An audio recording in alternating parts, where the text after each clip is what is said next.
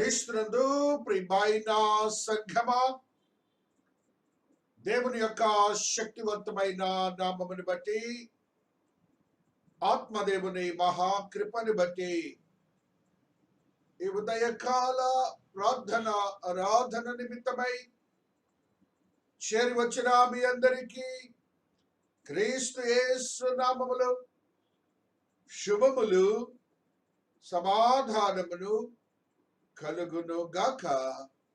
ఆమేన్. క్రీస్తునందు ప్రియమైనటువంటి వారలారా, ఈ ఉదయకాల ప్రార్థన ఆరాధన నిమిత్తమై పరిశుద్ధాత్మ దేవుడు మనకు అనుగ్రహించిన వాక్య భాగములు తద్రీతిగా ఉన్నవి.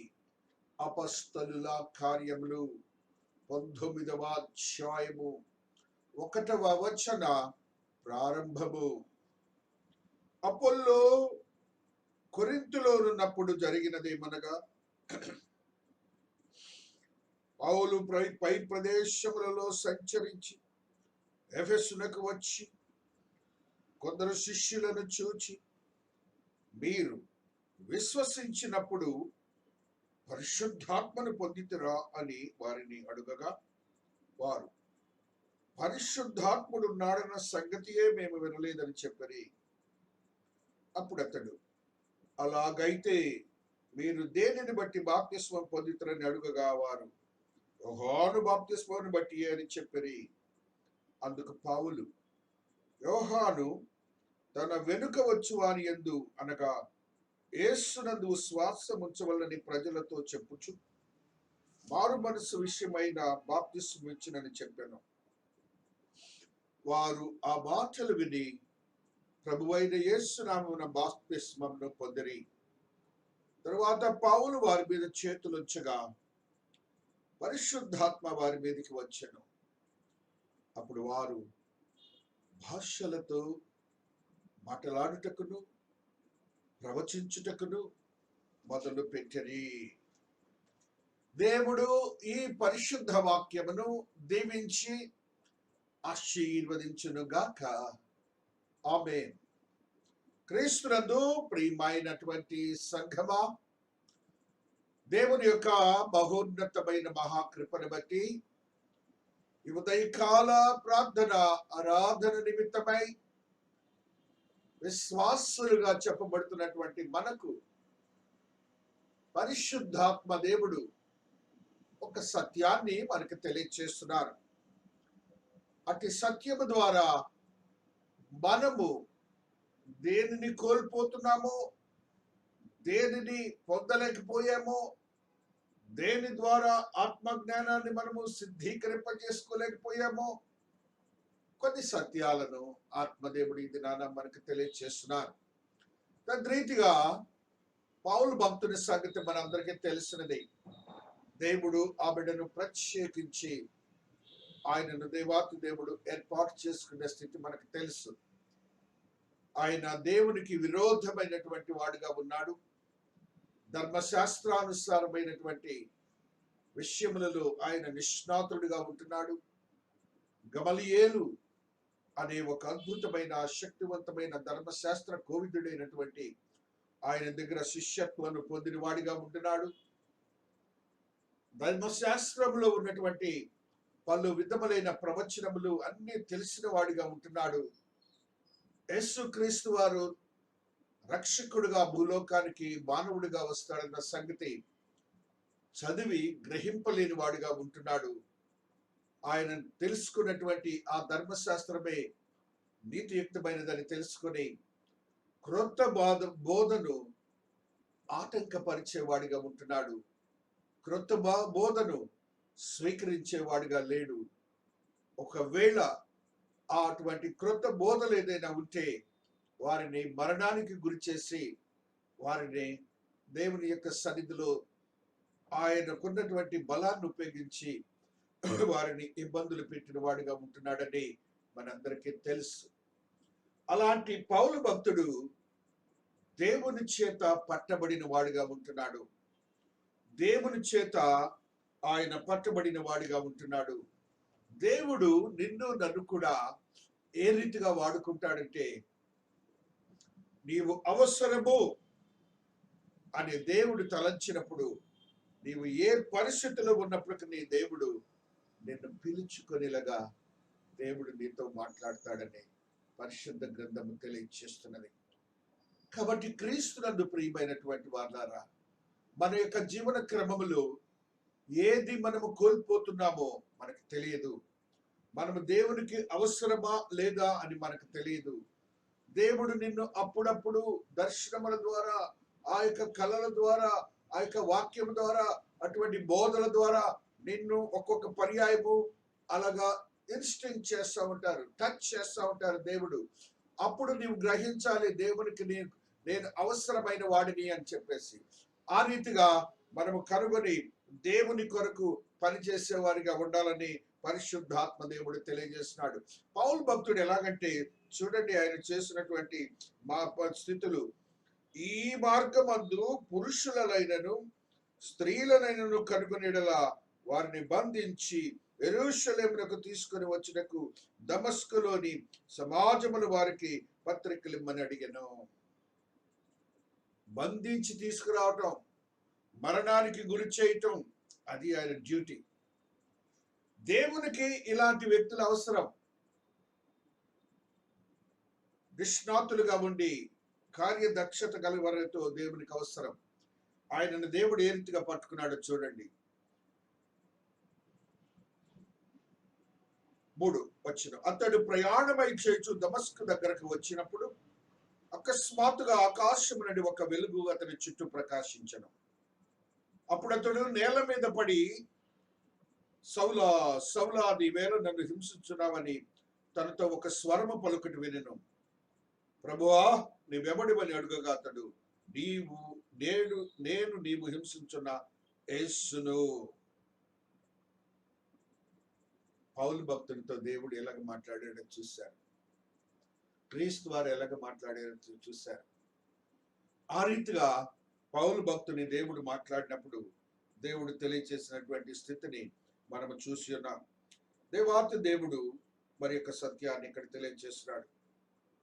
17వ వచనములో, అననీయ వెళ్ళి ఆ ఇంట ప్రవేశించి అతని మీద చేతులుంచి, సౌలా, సహోదరుడా, నీవు వచ్చిన మార్గంలో నీకు కనపడిన ప్రభువైన యేసు నీవు దృష్టి పొంది పరిశుద్ధాత్మతో నింపబడినట్లు నన్ను పంపి ఉన్నాడనెను. అది పరిశుద్ధాత్మను అననీయ అనే భక్తుని ద్వారా పౌలు భక్తుని మీదకి వచ్చినట్టుగా పరిశుద్ధాత్మ దేవుడు తెలియజేస్తున్నాడు.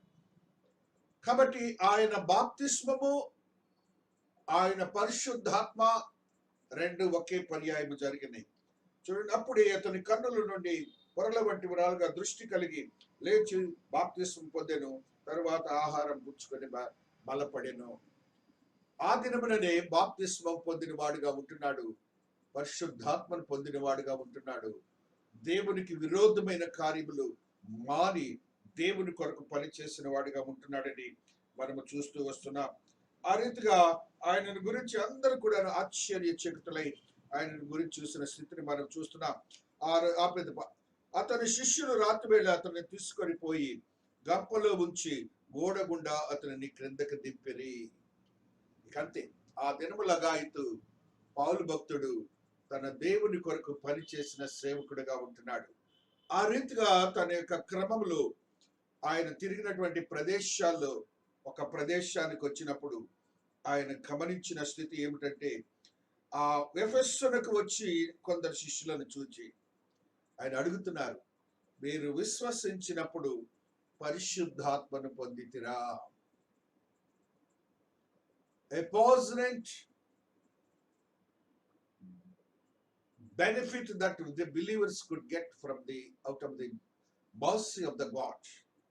విశ్వాసులకి పరిశుద్ధాత్మ అనేది దేవుడిచ్చిన ఒక వరం. అనగా దేవుడే మనుషులతో జీవించటం. అదే క్రొత్త నిబంధన భక్తులు తెలుసుకునే యోగ్యకరమైన స్థితి. A question had been put by Paul with the people who are living over there in the Ephesus. వారందరిని అడుగుతున్నాడు, పరిశుద్ధాత్మని మీరు పొందారా? మీరు విశ్వసించారు కదా యేసుక్రీస్తు వారు లోకరక్షకుడని, మారు మనసు పొంది యేసుక్రీస్తు వారు నా స్వంత రక్షకుడని మీరు అంగీకరించారు కదా, మీరు పరిశుద్ధాత్మను పొందారా అని వారిని అడిగినప్పుడు అసలు మాకు తెలియదు అంటున్నారు. చూడండి వాళ్ళన్న మాటని. వారు పరిశుద్ధాత్మ దేవుడు ఉన్నాడన్న సంగతే మేము వినలేదని చెప్పని. అందుకని ఆయన అడుగుతున్నాడు, బాప్తిస్మము పొందిన వారు అనగా మారు మనసు పొంది తిరిగి ఈ లోకంలోనికి వెళ్ళక యేసుక్రీస్తు వారి మార్గంలో నడిచిన వారికి విశ్వసించినప్పుడు పరిశుద్ధాత్మను ఆ దినాన దయచేస్తాడని ఆయన తెలియజేసిన స్థితిని మనం చూసాం. ఆయన ఆ దినాన వారికి ఇచ్చినటువంటి యోగ్యకరమైన చూడండి. తరువాత పౌలు వారి మీద చేతులుంచగా పరిశుద్ధాత్మ వారి మీదకి వచ్చెను. అప్పుడు వారు భాషలతో మాట్లాడుటకును ప్రవచించుటకును మొదలు పెట్టిరి. వారందరూ ఇంచుమించు 12 పురుషులు. 12 మంది ప్రధానమైనటువంటి నంబర్ ఇన్ ద బైబిల్. 12 మంది ఆరు దినాన పురుషులు పరిశుద్ధాత్మను పొందినట్లుగా మనం చూస్తున్నాం. హల్లెలూయా, హల్లెలూయా. యేసయ్యా స్తోత్రం, స్తోత్రం. ఆత్మదేవా స్తోత్రం, స్తోత్రం, స్తోత్రం. మమ్మలను తాకుచున్నందుకు స్తోత్రాలు. మీరు మమ్మలను తాకుచున్నందుకు స్తోత్రాలు. మీరు శక్తివంతమైన దేవుడిగా ఉన్నందుకు స్తోత్రాలు. పరిశుద్ధాత్మను మనము పొందే యోగ్యతను బైబిల్ గ్రంథంలో మనం చూస్తున్నాం. తండ్రి, కుమార, పరిశుద్ధాత్మ దేవుడు మనకు దేవుడు అనుగ్రహించినటువంటి యోగ్యకరమైన స్థితిని మనం పొందామా లేదని ప్రతి విశ్వాసి ఈ దినాన గమనించాలని, అందుగాను ఆత్మీయ సత్యాలను ఎరగటానికి మీరు పరిశుద్ధ గ్రంథం ద్వారా ఏ విధమైనటువంటి ఆలోచన కలిగి ఉండాలని పరిశుద్ధాత్మ దేవుడు తెలియజేస్తూ ఉన్నారు. చూడండి 39వ వచనం, జాన్ 7వ అధ్యాయంలో ఒక సత్యాన్ని చదువుతాం. తన యందు విశ్వాసముంచు వారు పొందబోవు ఆత్మను గురించి ఆయన ఈ మాట చెప్పెను. యేసు ఇంకను మహిమపరచబడలేదు కనుక ఆత్మ ఇంకను అనుగ్రహింపబడలేదు. 37 ఆ పండుగలు మహాదినమున అంచెదినమున యేసు నిలిచి ఎవడైనను దప్పికొనియెడల నా యొద్దకు వచ్చి దప్పి తీర్చుకొనవలెను. నా యందు విశ్వాసముంచు వాడెవడు లేఖనము చెప్పినట్టు వాని కడుపులో నుండి జీవ జల నదులు పారునని బిగ్గరగా చెప్పాను. విశ్వాసం వచ్చినప్పుడు ఆత్మదేవుడు మనతో ఉంటాడు అనే సత్యాన్ని యేసయ్య భూలోకంలో ఉన్నప్పుడు చెప్పారు. విశ్వాసం ఉంచిన వారికి పరిశుద్ధాత్మ దేవుడు అనుగ్రహించబడతారని చెప్పాడు. అంటూ మరి ఒక సత్యాన్ని తెలియజేశారు ఆయన. ఏ సత్యాన్ని తెలియజేశారంటే, నేను ఇంకా మహిమపరచబడలేదు, అప్పుడు మీకు పరిశుద్ధాత్మ దేవుడు మీతో ఉంటారని ఆయన చెప్పిన మాటని మనం గమనించాలి. ఆయన మహిమపరచబడి ముందుగా జరిగినటువంటి సంఘటన ద్వారా ఏ వాగ్దానం అయితే దేవుడు మనకిచ్చాడో ఆ వాగ్దానం నెరవేరినట్లుగా మనం చూస్తున్నాం. గలతీయులకు రాసిన పత్రిక 3వ అధ్యాయంలో ఉన్న సత్యాన్ని చదువు. ఆత్మను గూర్చిన వాగ్దానము, పరిశుద్ధాత్మను గూర్చిన వాగ్దానము ఎలాగొచ్చింది మనకి? ఆయన మహిమపరచబడక ముందు చూడండి, విశ్వాసము వల్ల మనకు లభించినట్లు అబ్రహాము పొందిన ఆశీర్వచనము క్రీస్తు యేసు ద్వారా అన్ని జనులు కలుగుటకై క్రీస్తు మన కోసము శాపమై మనలను ధర్మశాస్త్రం యొక్క శాపం నుండి విమోచించెను. ఆయన శాపగ్రాహిగా మనకు పాపముల నుంచి విడుదల చేయటం మాత్రమే కాకుండా అన్ని జనుల వారికి రక్షణ కలుగు చేసిన మాత్రమే కాకుండా పరిశుద్ధాత్మను ఆయన శిలువ మరణించడం ద్వారా మనకు అనుగ్రహించారు. దేవునికి స్తోత్రాలు చెప్పుకుంటున్నాం. తద్రీతిగా మన యొక్క ఆత్మీయతను బలపరుచుకొని మన యొక్క శక్తివంతమైన స్థితిగతులు జీవన క్రమంలో ఉండాలని, పరిశుద్ధాత్మను పొందామా లేదా అనే భావన మనలో కలగాలని పరిశుద్ధాత్మ దేవుడు ఈ దినాన నీతో నాతో మాట్లాడుతున్న స్థితిని మనం చూస్తున్నాం. ఆ యొక్క ఆశీర్వాదకరమైన వాగ్దానము 14వ అధ్యాయము 12వ వచనమును చదువుకుంటున్నప్పుడు ఆత్మదేవుడు ఈ రీతిగా మాట్లాడుతున్నాడు. నేను తండ్రి యొద్దకు వెళ్ళుచున్నాను కనుక నేను చేయు క్రియలు నా యందు విశ్వాసముంచువాడును చేయను.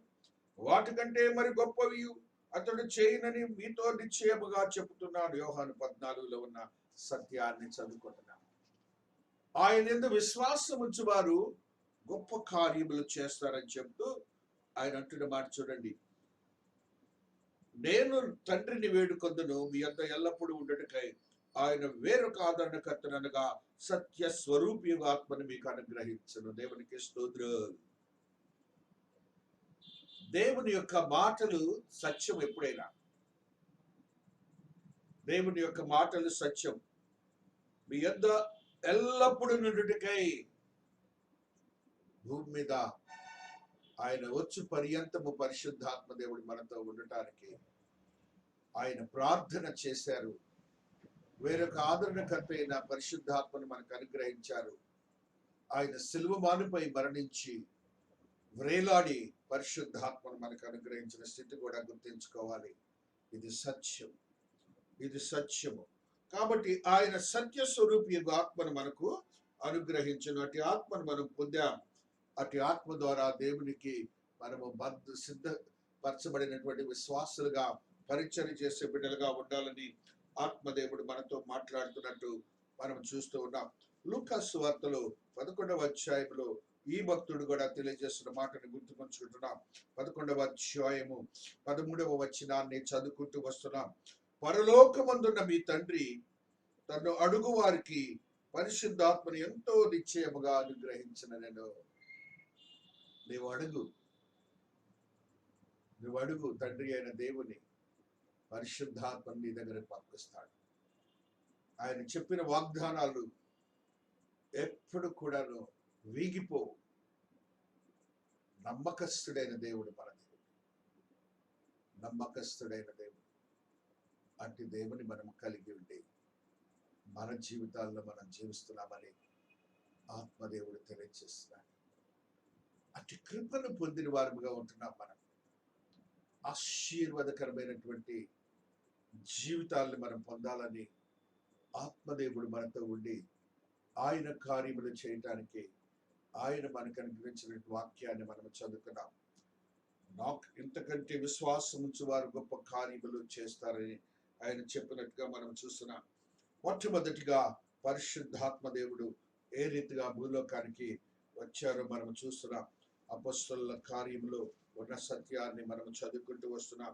38వ వచనాన్ని చదువుకుంటున్నప్పుడు ఆత్మదేవుడు ఈ రీతిగా మనతో మాట్లాడుతూ వస్తున్నాడు.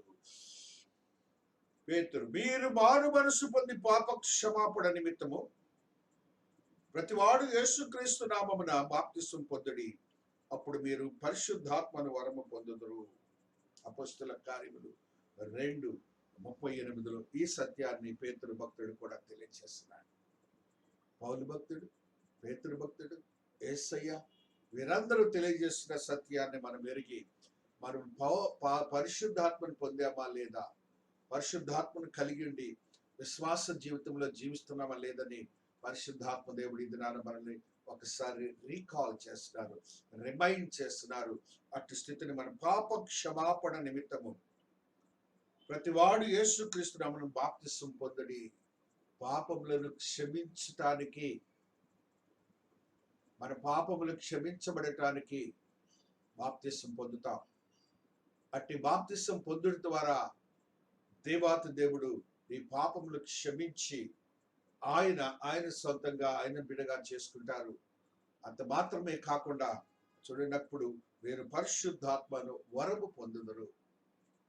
ఒక వరాన్ని పరిశుద్ధాత్మ దేవుడు మీకు అనుగ్రహిస్తాడు. అట్టి వరాన్ని మనం ఒకవేళ పొందలేదు అని అంటే దేవుని అర్థించండి, దేవుడు నీకు నాకు అనుగ్రహించబోతున్నాడని పరిశుద్ధాత్మ దేవుడు తెలియజేస్తున్నాడు. ఒక వాగ్దానము కూడా ఉన్నది మనకి, ఒక ప్రవచనాత్మకమైన ప్రవచనము కూడా ఉన్నది. ఆ ప్రవచనాన్ని కూడా చదువుకుంటున్నాం. 2 అపొస్తలుల కార్యములు 16వ వచనము. యావేలు భక్తుడు ఒక ప్రవచనాన్ని తెలియజేశాడు. అదే ప్రవచనాన్ని పేతురు భక్తుడు రీఇటరేట్ చేసి 2వ అపొస్తలుల కార్యంలో రాసిన మాటలు చదువుకుంటాం. 17వ వచనం. అంత్య దినముల యందు నేను, దేవుడు మాట్లాడుతున్న మాట, మనుష్యులందరి మీద నా ఆత్మను కుమ్మరించెదను. ఇర్రెస్పెక్ట్ ఆఫ్ ఎనీబడి ఎల్స్, అన్యులు కాదు, యూదులు కాదు, ఎవరి మీదైనా కూడా, క్రైస్తవులు కాదు, క్రైస్తవేతరులు కాదు, యూదులు కాదు, యూదేతరులు కాదు, సర్వ మానవాళి మీద దేవుడు ఆయన ఆత్మను కుమ్మరిస్తానని చెప్తున్నారు. విశ్వసించటమే మనం చేయాల్సిన పని. మీ కుమారులను మీ కుమార్తెలను ప్రవచించెదరు. యవనస్తులు ప్రవచనాలు, దేవుని గురించి ప్రవచనాలు అనగా దేవుడు వారితో మాట్లాడతారట. దేవుని యొక్క సంగతులు తెలియచేయడానికి యవనస్తుల ద్వారా అద్భుతమైనటువంటి ఆశ్చర్యకరమైనటువంటి ప్రవచనాలు దేవుడు చేస్తారని మనము గ్రహించాలి. మీ యవనులకు దర్శనములు కలుగును. ఆయన దర్శనాలు ఇస్తారు. ఏది అవసరమో నీకు, నీ పరిచర్యకు, సంఘానికి నీ వల్ల ఏది అవసరమో అటన్నిటినీ దేవుడు నీకు అనుగ్రహించడానికి ఒక శక్తిని నీకు ఇస్తున్నాడని, పరిశుద్ధాత్మ నీకు ఇస్తున్నాడని నువ్వు గ్రహించాలి. అదే రీతిగా మీ వృద్ధులు కలలు కందరు. వృద్ధులు జనరల్గా కలలు కనే స్థితి మైండ్కి వీక్ అయిపోతుంది. అదే చెప్తున్నాడు, వృద్ధులకి మరలా దేవుని యొక్క ఆత్మతో కూడిన దర్శనాలు కళ్ళ రూపంగా జరుగుతాయని చెప్తున్నాడు. ఆ దినములలో నా దాసుల మీదను నా దాసురాండ్ర మీదను నా ఆత్మను కుమ్మరించదను కనుక వారు ప్రవచించెదరు. ఆయన దాసురాండ్ర మన మీద మనకు ప్రవచనాత్మకమైన వరాలను కూడా ఇస్తారు. ఇది జరుగుతుంది, ఇది జరగదు అని చెప్పగల శక్తిని దేవుడు అనుగ్రహిస్తాడని కూడా మనం గ్రహించాలి. కాబట్టి క్రీస్తునందు ప్రియమైనటువంటి వారలారా, అట్టి పరిశుద్ధాత్మ దేవుని యొక్క శక్తిని మనం పొందామా లేదా అని ఆత్మదేవుడు మనతో ఈ దినాన మాట్లాడుతున్న స్థితిని మనము గ్రహించాలి. 32వ వచనం 5వ వచనం అపొస్తలుల కార్యములు, మేమును దేవుడు తనకు విధేయులైన వారికి అనుగ్రహించిన పరిశుద్ధాత్మయు ఈ సంగతులకు సాక్షులమై ఉన్నామని చెప్పిరి. వారందరూ సాక్షులు. పరిశుద్ధాత్మ దేవుడు ఉన్నారని, ఆయన మనతో ఉంటారని, దేవుడిచ్చిన వాగ్దానం నెరవేర్చబడిందని పౌలు భక్తుడు, పేతురు భక్తుడు వీరందరూ చేసినటువంటి గొప్ప సత్యాలని మనము చూస్తూ వస్తుండగా, తనకు విధేయులైన వారికి, నువ్వు ఎప్పుడైతే నీ యొక్క బాప్తిస్మంలో విధేయతను దేవునికి తెలియజేస్తావో ఆ పాప క్షమాపణ నిమిత్తము దేవుడు పరిశుద్ధాత్మను అనుగ్రహిస్తారని తెలియజేస్తున్నాడు. ఈ యొక్క సాక్షిగా నీవు ఉండాలని ఆత్మదేవుడు మనతో ఈ దినాన మాట్లాడుతున్నారని పరిశుద్ధాత్మ దేవుడు తెలియజేస్తున్న స్థితిని మనము చూస్తూ ఉన్నాం. రోమిలకు రాసిన పత్రిక 10వ అధ్యాయము 12వ వచనంలో ఉన్న సత్యాన్ని కూడా చదువుకుంటూ వస్తున్నాం. ఆత్మదేవుడు ఈ రీతిగా నాతో నీతో మాట్లాడుతూ వస్తున్నారు. యూదుడని గ్రీసు దేశస్థుడని భేదం లేదు, ఒక్క ప్రభువే అందరికి ప్రభు అయి ఉండి తనకు ప్రార్థన చేయు అందరి ఎడల కృప చూపుటకు ఐశ్వర్యవంతుడై ఉన్నాడు. కృప చూపడానికి దేవుడు ఒక ఘనమైనటువంటి ఐశ్వర్యాన్ని నీకు కలుగు చేస్తాడు. ఆయన ఐశ్వర్యవంతుడు కనుక అతి కృపను పొందటానికి నీవు విశ్వసించి ఆయన సన్నిధిలో ఉండాలని పరిశుద్ధాత్మ దేవుడు నీతో నాతో ఈ దినాన మాట్లాడుతున్న స్థితిని మనము చూస్తూ వస్తున్నాం. ఆ రీతిగా మన ఆత్మీయతను బలపరుచుకొని మనము జీవించాలని పరిశుద్ధాత్మ దేవుడు తెలియజేస్తున్నాడు.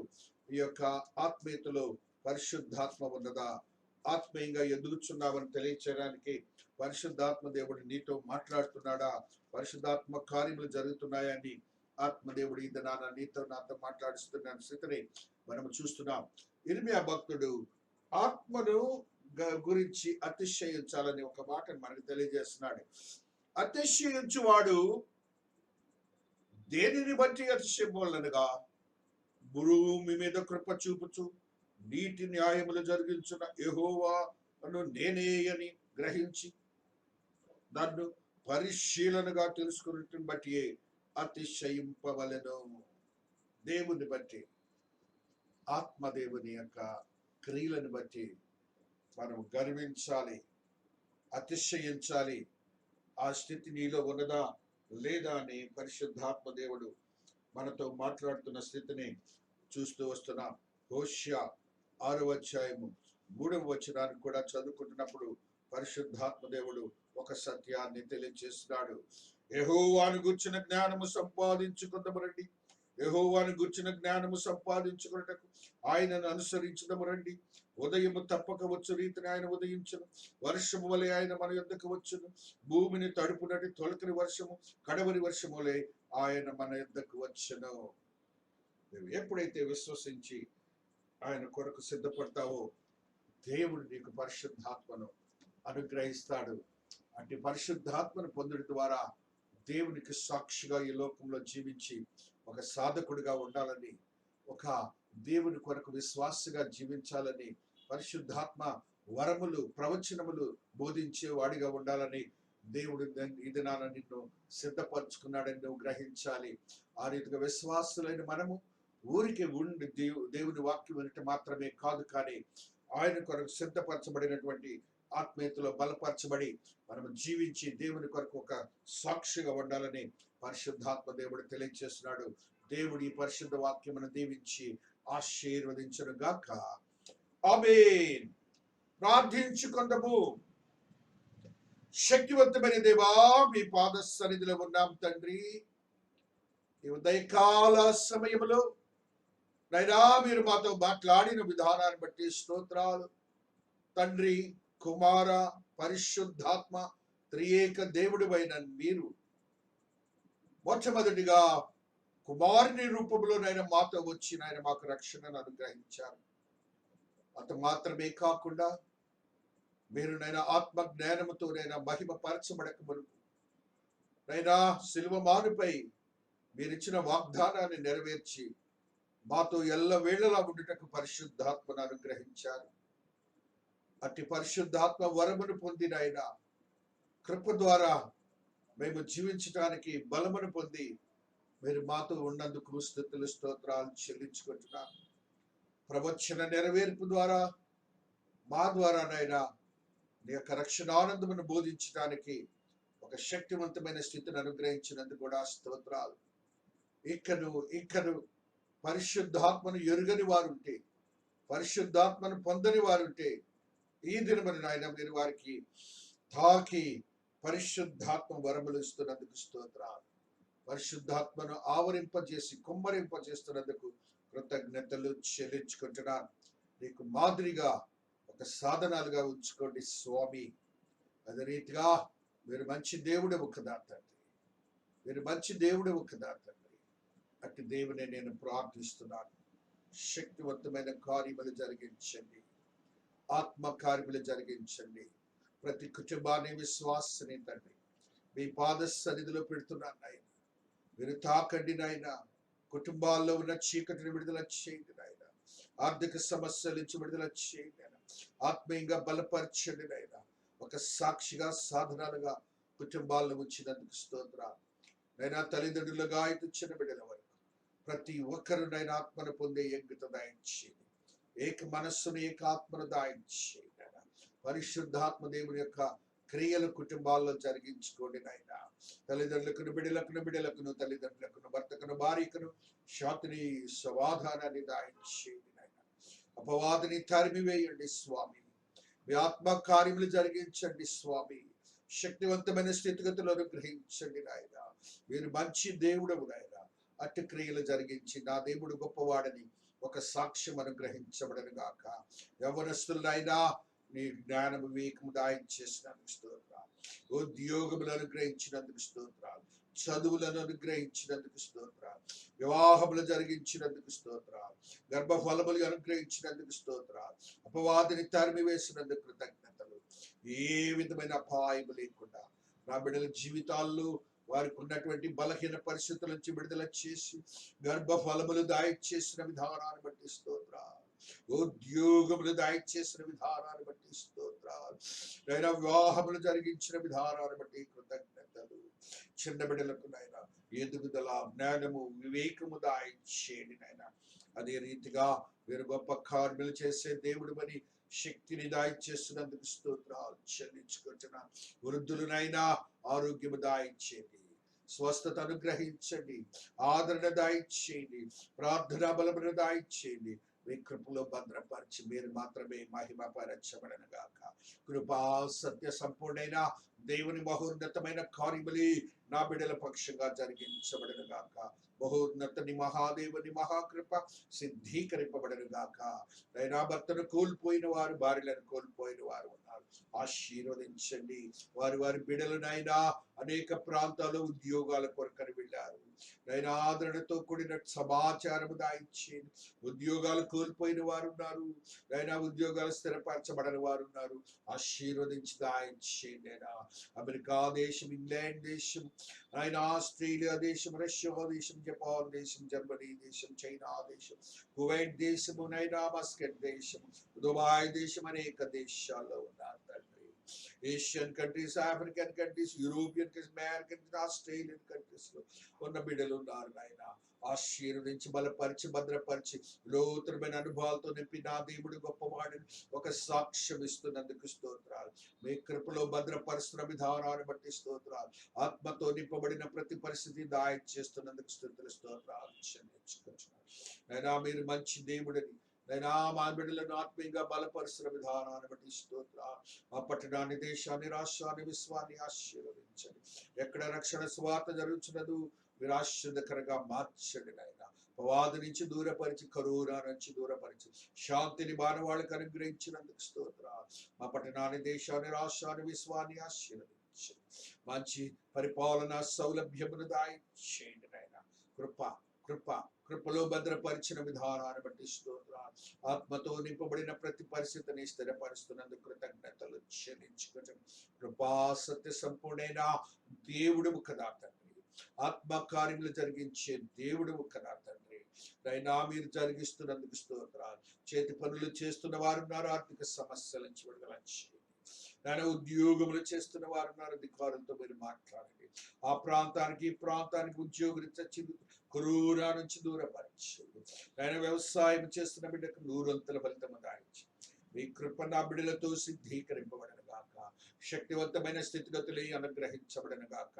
నూతనమైన అనుభవాలతో నింపబడను గాక. ఆత్మ కార్యములు జరిగించి నా దేవుడు గొప్పవాడని సాక్ష్యం ఇవ్వబడను గాక. మహోన్నతని మహాదేవుని మహాకృప భద్రపరచబడను గాక.